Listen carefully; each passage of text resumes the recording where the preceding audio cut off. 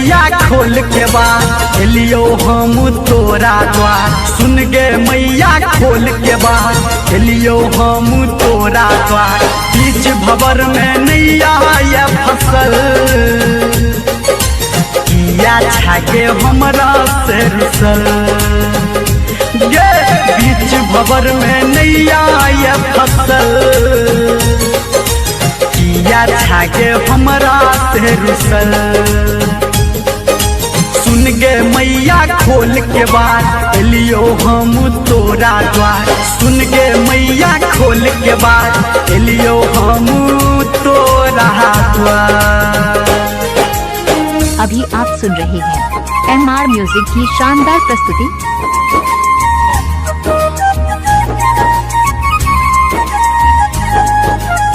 DJ Manish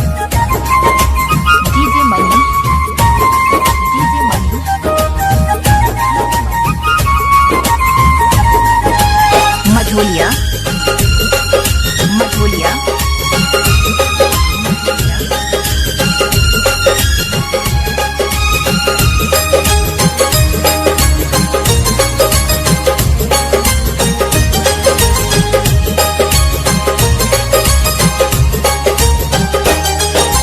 पड़ले दुख भारी कत छेगे सुतल।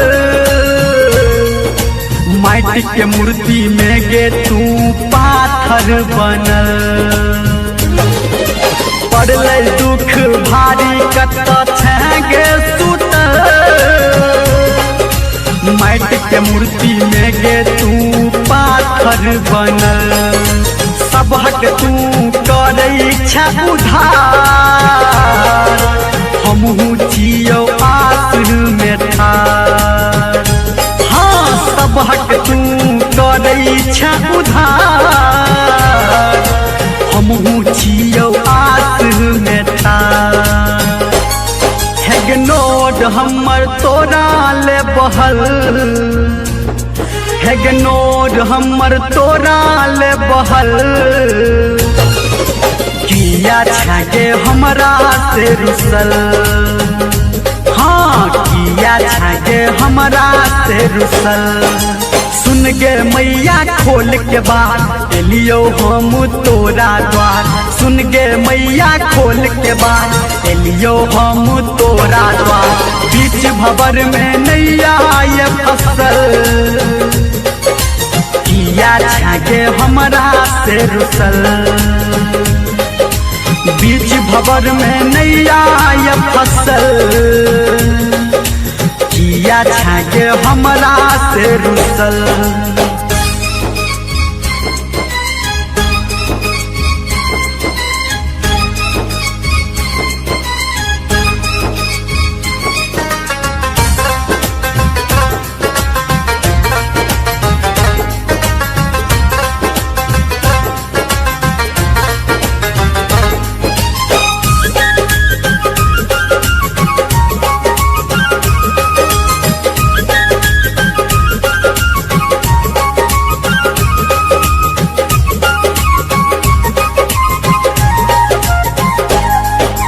बेटा धर्मेंद्र से की भेलो भूल चूक। आटिया फेरने छागे तू हमारा से मुख। बेटा धर्मेंद्र से की भेलो भूल चूक। किया फेरने छागे तू हमारा से मुख। तोरा सिवा नहीं कियो ये हमर एक बेर मैया ताके महर। हाँ तोरा सिवा नहीं कियो ये हमर